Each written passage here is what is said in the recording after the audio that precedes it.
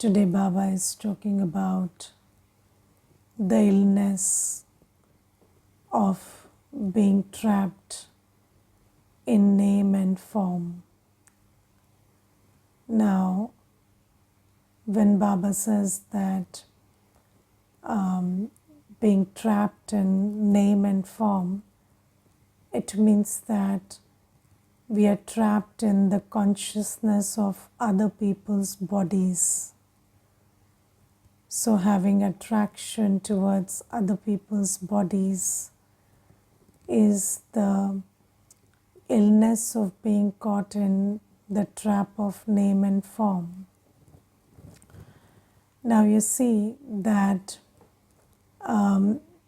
we have had this illness for 63 births, and nobody should deceive themselves by thinking that they are connecting to souls, because when we talk about anybody in particular, when I am thinking about anybody in particular, I am thinking about the name and form, not the soul. And anyways, soul is not the sanskars that they have right now. So even if you are caught up in somebody's sanskars, so that sanskar is also a product of their present name and form. So the soul, what is a soul? A soul is pure, peaceful, loveful, powerful, blissful, point of light. And we are not getting attached to anybody in that manner, because every soul is the same that way. But when I am thinking about any bodily being, so I am caught in their name and form. It could be the body, it could be the bodily relation, it could be the sanskars acquired through the body that I am attracted to. But I am definitely attracted to the name and form, and that is called the illness of being trapped in name and form. Now, this requires a lot of spiritual discernment, because sometimes you think that if you like the way somebody smiles, or you like some qualities they have, or you like something that they do, their way of working or their way of interacting and communicating, then you are not caught in the name and form. But yes, you're caught in the name and form because that quality that you are attracted to, it is a sanskar. It's not the original quality of the soul. It's a sanskar that the soul acquired through the body. And when the soul goes back to the soul world, when the soul is the soul, when the soul is in its originality, then it doesn't have that which you're attracted to. Then the soul is just a point of light. It's like a seed.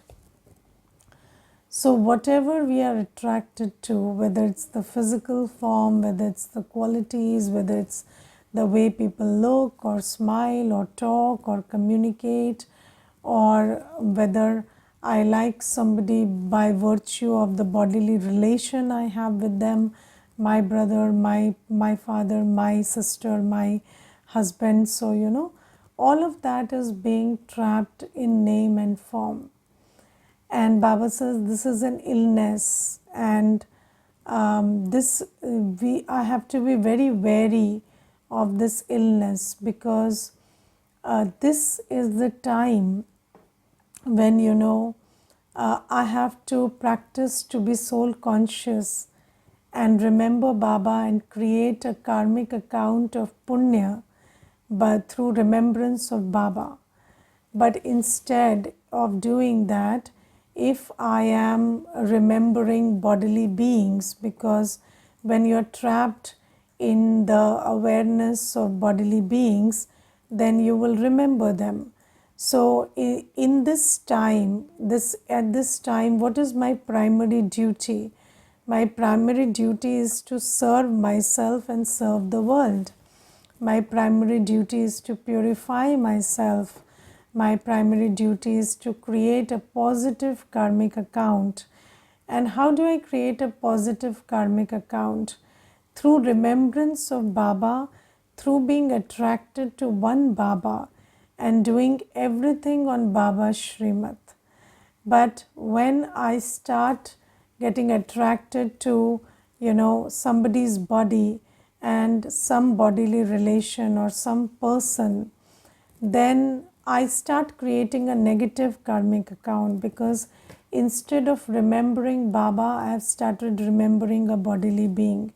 And instead of doing everything on Srimad, I have started making decisions based on this influence of that attraction that shrouds my intellect now. Now my intellect can't think straight, I will make decisions based on that attachment or that attraction to that bodily being. And this state of being influenced is a state of being a slave. In that state of being a slave, in that state where you've surrendered your intellect to a bodily being, you cannot do actions on Srimad. And this starts creating a negative karmic account. Now, Baba says that, so this illness is something, and what does illness do? Illness takes away your health. And this is the time to regain our spiritual health.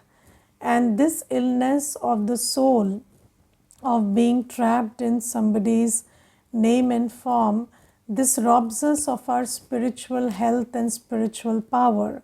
So instead of taking the opportunity of Sangam Yug to create a fortune, we start destroying our own fortune. So this is a very big illness. But children who listen to Murli every day also don't have that much of understanding that what time am I in and what should I do. And many children, they keep making effort, let alone protecting themselves from being caught in name and form. Some children make effort to get caught up in name and form. And there is a brother in class, and he sits in online classes, and then I have seen what he does is he keeps checking the names of all the sisters in the class, and then he goes on Facebook and searches for them. And then whatever name he finds in my friends list, he would send a friend request to them. And those sisters also, they accept the friend request despite not knowing that brother at all. And this is the kind of interactions we have here in the BK family. I see these things going on. And and I was telling to Santosh Bhai one day that you should stop giving the password to that brother, because his only purpose of sitting in the class is to look at the names of all the sisters, note down the name, and then go and search them on Facebook and add them in their friend list. And then Santosh Bhai told me that you are telling about that brother, but that sister also, to whom he sends a friend request, they are also accepting it. So it's both ways, you cannot save somebody from themselves. So this is the kind of things that we are observing in these classes also. So just think about what is the intention with which we are moving, and how much do we understand the goal. So the only sisters who are not added on his Facebooks are the ones who are not on my friend list. Otherwise, anybody who sits in the class, he keeps sending friend requests to them. And those sisters also, they accept it. So this, this thing about, because, for 63 births, there has been this yearning. And this yearning for, bodily attraction, bodily love, bodily attachment, relationship with bodily beings. So this attraction, this is like an illness, and this illness doesn't leave you just like that. You have to have very good yoga with Baba so that your locks of the intellect open and you understand what is the purpose at this time. You recognize the time and you recognize what purpose you have at this time. So Baba says our aim right now is to cleanse ourselves of the 63 births of dirt that we have accumulated and create an account of punya by remembering Baba and following Srimad. And now is not the time to go and find people and get attached to them and form relationships and conduct these kinds of activities. This Sangam Yuga is not for that, but children keep doing that. And Baba today says Baba's children are writing private letters to other BKs. So these things are also happening. And despite Baba giving us so much understanding of what is the purpose at this time, children are still going on doing the same, under the influence of the same old sanskars. They are doing that same old, repeating those same old patterns of behaviors.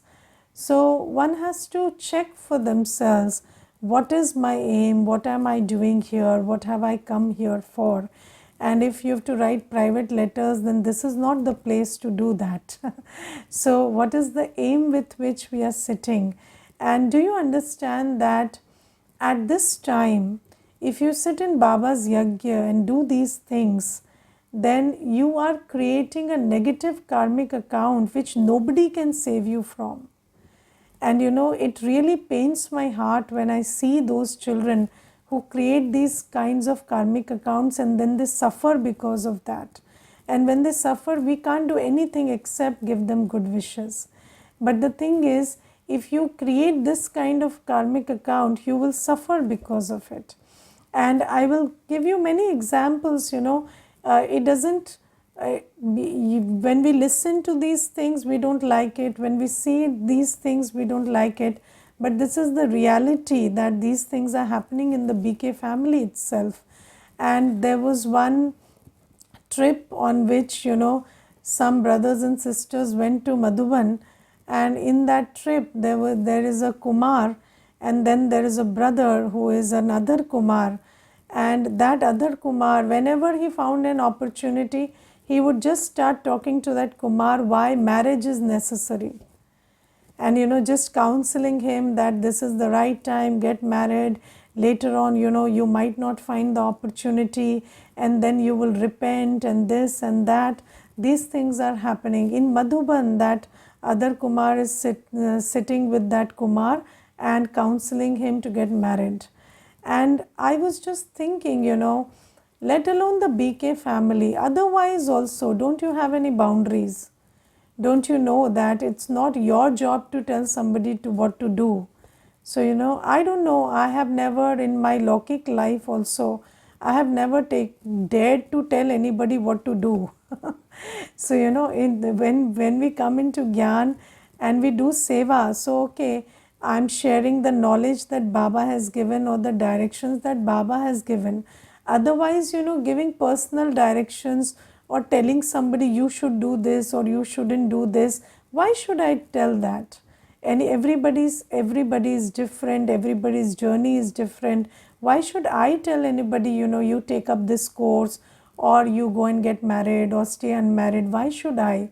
But the thing is, people don't have any sensibility. They don't have any boundaries as a culture. And then when you come into Gyan, no spiritual boundaries at all. And this is the kind of conversations that BKs are having with BKs. So Baba is warning us again and again, and we don't understand that this time when we have to create a positive account of good karma, if we keep doing these things and keep pushing ourselves towards negative karma and keep motivating others to create negative karma, then the kind of suffering that we will bring on to ourselves will be very huge.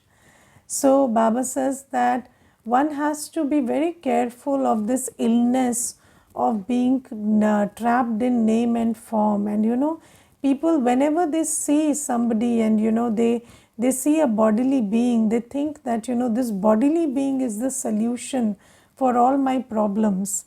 And I there is a brother, and he's working in a very big position in the world, and he came to me, and he's not in Gyan, but he told me that all my problems are practically over. I have money, I have position, I have power, I have fame, but I don't have a wife, and my problems will finish when I find a girl and I get married.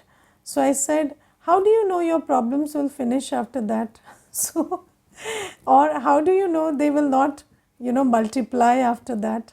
So, this idea that one bodily being you get and then you pounce on them, and then all your problems will get over and you will get salvation through that bodily being. This is a very big misconception. This is a very big Ravan mat that we have been carrying for 63 births. And this is why, this quest, this search of always trying to find a bodily being, always trying to find somebody with name and form and get attached to them. So this is an illness of 63 births. And now Baba says, don't fall prey to that illness anymore, and don't create such negative karmic accounts. And Baba says, even if you recognize yourself falling for these things, your mind getting attracted towards these things, then you must know that Maya is holding a slipper and hitting you with it. So this is the language that Baba uses today. Baba says you must recognize that this is the way in which Maya is holding a slipper and hitting you. And then you have to save yourself by remembering Baba, not go and fall into the bin by by just following whatever comes to your mind. So many times Baba tells us that even if vicious thoughts come in the mind, because we have been victims of our sanskars for 63 births, so even if vicious thoughts come to our mind, we have to change them, transform them by remembering Baba, sitting in Baba's remembrance, not go and put those very thoughts into words and action. So at least even at the point or at the stage of thought, if I am not able to help myself, if I am not able to free myself of these body conscious thoughts at the level of thought, then at least I should take care that when it comes into thought, I sit in Baba's remembrance and transform those thoughts. I do not look for opportunities to put those thoughts into execution. At least that much of sanity we should have. We listen to classes every day, we listen to Baba's knowledge every day. That means this, and if we keep doing that, that means our intention is wrong. We have no intention of recovering from our old sanskars. And if there is no intention, then that means that I am doing a pap karma consciously. And then what will be my, what will be my gati?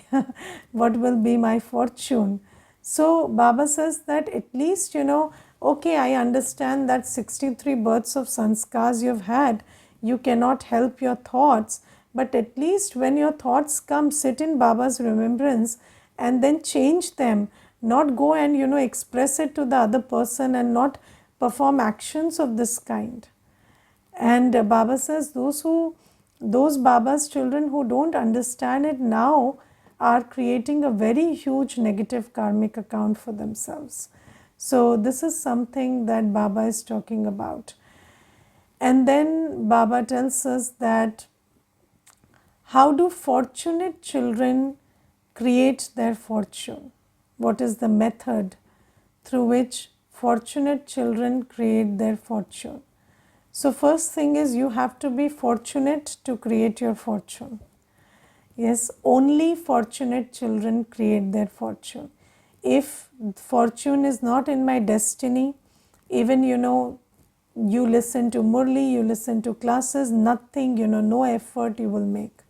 Because only those ones who are fortunate, those who take the fortune every cycle, those who become a deity every cycle, they make effort.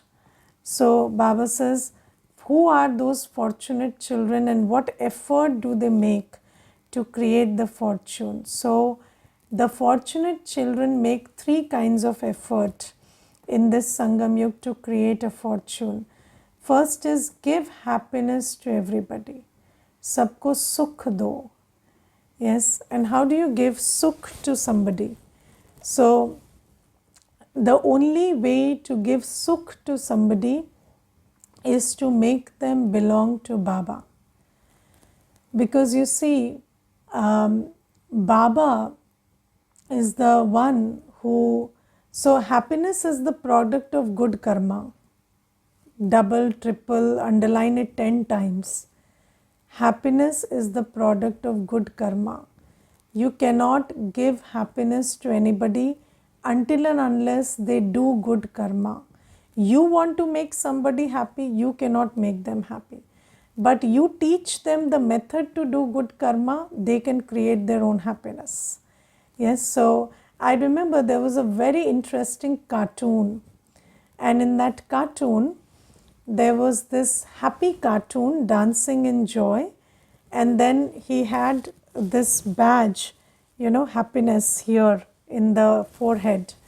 And then somebody asked, where did you find this happiness? So that cartoon says, I created it myself.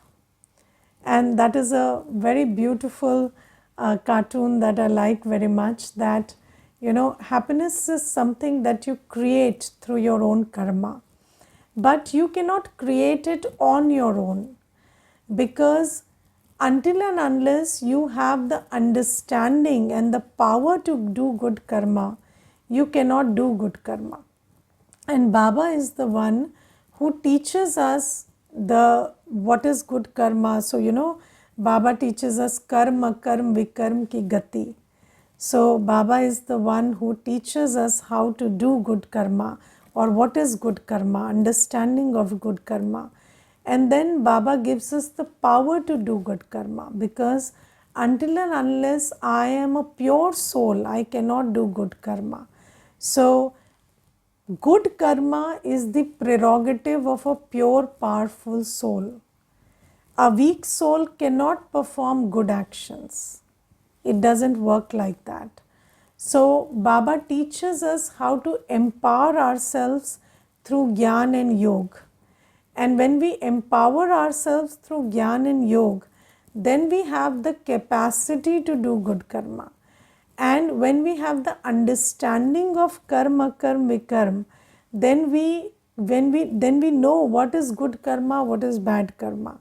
So until and unless somebody recognizes Baba, learns from Baba, takes Gyan, connects to Baba in yoga, absolves himself of the sins, of the burden of sins, and purifies themselves, they cannot create happiness for themselves through good karma. So Baba says, make somebody happy, give happiness to somebody by introducing them to Baba, by taking them closer to Baba. And let me tell you that sharing Baba's knowledge or sharing Baba's introduction is not the only method to introduce somebody to good karma, to Baba. That's not the only method, When we follow Baba's directions and we become virtuous, when you are peaceful, you are disciplined, you are pure, you are loveful, and you have those spiritual vibrations, then people around you, they understand that there is something that you have found that is worthy of finding. And then they start making effort to, listen to you and understand from you what is it that they need to find. And so service of giving happiness to somebody starts with, first being an embodiment of Baba's teachings. And I remember, there was one Mata, and the one dharana that she had was she would cook in Baba's deep love, Every meal she cooked, lot of love for Baba she would cook with. And anybody who joined her in the cooking or in the, in consuming that food, they always asked her, what is it that makes it so special? And then she would introduce Baba through that. And so many matas she brought to the center through that one thing. So, giving happiness to somebody is, you will only be able to do that when you introduce them to Baba. And how will you introduce them to Baba, or how will you become that instrument? When you imbibe Baba's teachings, when you imbibe Baba's virtues in your life, you become a living example of what Baba says. Then you are able to show everybody the path to belong to Baba through your life, through your personality, through your actions. So this is first thing that Baba says we need to do to create our fortune, give happiness to everybody. Then second thing Baba says is, do not give sorrow to anybody through thought, word and deed. Do not make anybody unhappy with your thought, word and deed. So Baba says that, what is the way to give unhappiness? Again, karma. So what karma sends the vibration of unhappiness? So karma done under the influence of lust, anger, ego, attachment, greed, that sends the vibration of unhappiness. And Baba says that if you do karma, if you are in a relationship and your interactions, your relationship and the actions you perform in that relationship are motivated by lust, anger, ego, attachment, greed, then you are setting the other soul up for unhappiness. Yes, I will tell you one thing. There is one Mata, and she has this thing that everybody should like me. Yes, and when she works in the Bhandara, what she would do is she would do everything on her own, and she would not take anybody's help. But the help is there, there are other children around who can help her, but she never takes help. And then she has this thing that everybody should feel that she is a big help and she is wonderful and she is doing everything on her own, and then everybody should praise her. And then what happens is, wherever she goes, she creates many dependent souls around her. Even in the Lokik family, she has 5 daughters, and all the daughters, they don't know how to do anything. And even when I gave her some seva in the center, she did the same thing. She would not involve anybody. And she would just say, you sit down, I'll do it, you sit down, I'll do it. So I said, no, why should they sit down? They should also create that fortune. But the thing is, this thing about making everybody dependent and doing everything on your own and feeling that, I matter because nothing can be done without me. This is a very subtle sign of ego. But we don't understand them, People want to make themselves indispensable. You want to create an environment where nothing functions without you. And why do you want to create such an environment where nothing functions without you? Why don't you enable the others to also, take charge when you are not around? This is a sign of ego.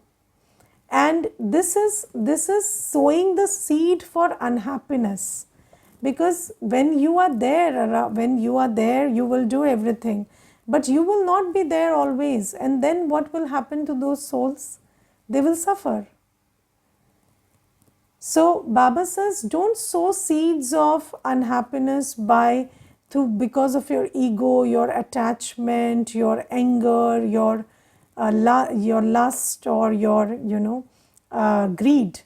So when you are greedy, when you are lustful, when you are angry, you are in attachment, or you are in ego.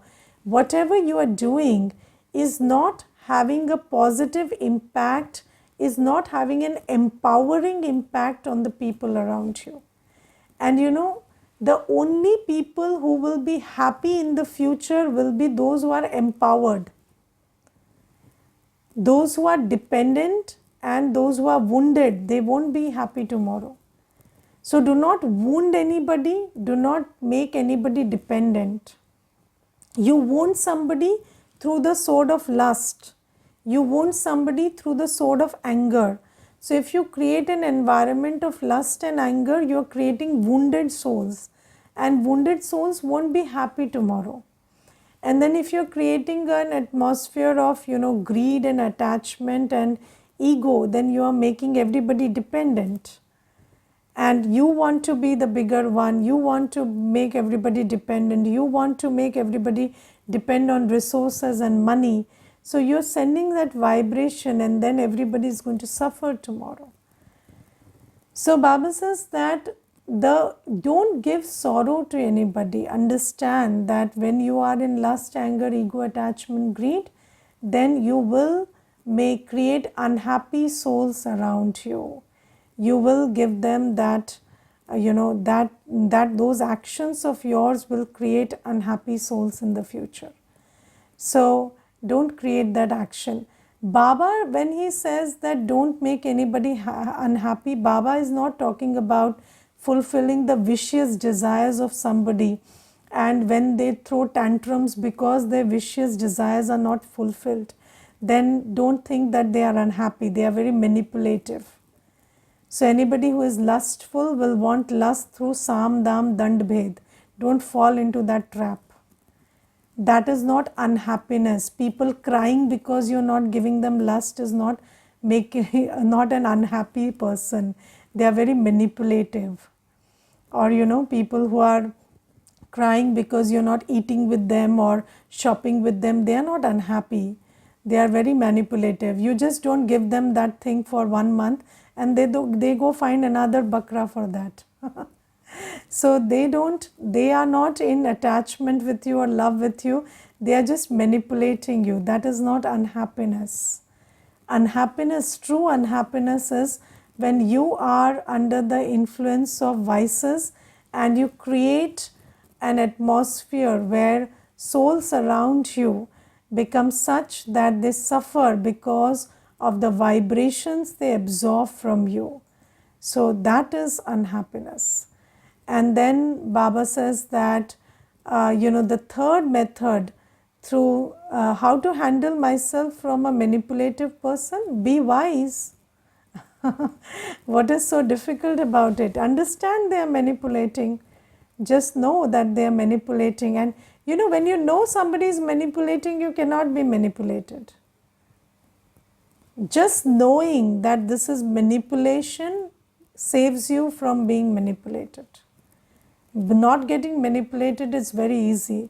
Just become wise, know that this person is manipulating, and don't get manipulated. Okay, so anybody throwing emotional tantrums so that you give them, you fulfill their vicious desires, that is not unhappiness, that is manipulation. And I'm telling you, don't feed their vicious desires for some time. The first opportunity they have, they will run to another person, because they are not attached to you or they don't love you. They just want that one thing, and wherever they get it, they will source it from there. Because that they are not unhappy. They know what they want and they are out to get it. So this is another thing. And then the third thing Baba says is just stay calm and cool all day. This creates your fortune. Now you see, this is the biggest, I think, this is the biggest way to create fortune, because if you see, all through the day, every second, you are having an emotional reaction to everything around you. Yes, whether you are coming into action or not, no problem. But internally, your mind is always in a reaction mode. You see something, hear something, there is a reaction of anger or dislike or desire or, lust or something, and every time, your mind is in reaction mode, you are draining your spiritual energy. So, whenever your anger is triggered, lust is triggered, greed is triggered, desire is triggered, you are feeling pain and sorrow because your jealousy is triggered, your attachment is contested. So all the time, all through the day, despite not doing anything on the external, we are just creating these emotional reactions inside all day. And Baba says this is draining your fortune, this is draining your spiritual power. So when I am in soul consciousness and remembrance of Baba, I save myself from this constant drainage. I just stay in stability and calmness inside and save myself from emotional drainage. And that is the biggest way of creating fortune, by not losing out on your spiritual energy. So and how do you stay calm and cool? By training yourself to be soul conscious and in remembrance of Baba every second of the day. So just pay attention to stabilize yourself in Baba's remembrance and in your essence of purity and peace all day, every second. And when you're paying attention to yourself, then you're not paying enough attention to anything on the outside, so that you can have an emotional reaction to it inside. And this is the way to create a fortune. So give happiness, don't do actions that make other people receive sorrow, and then just be soul conscious and keep yourself calm and cool. Okay, Om Shanti.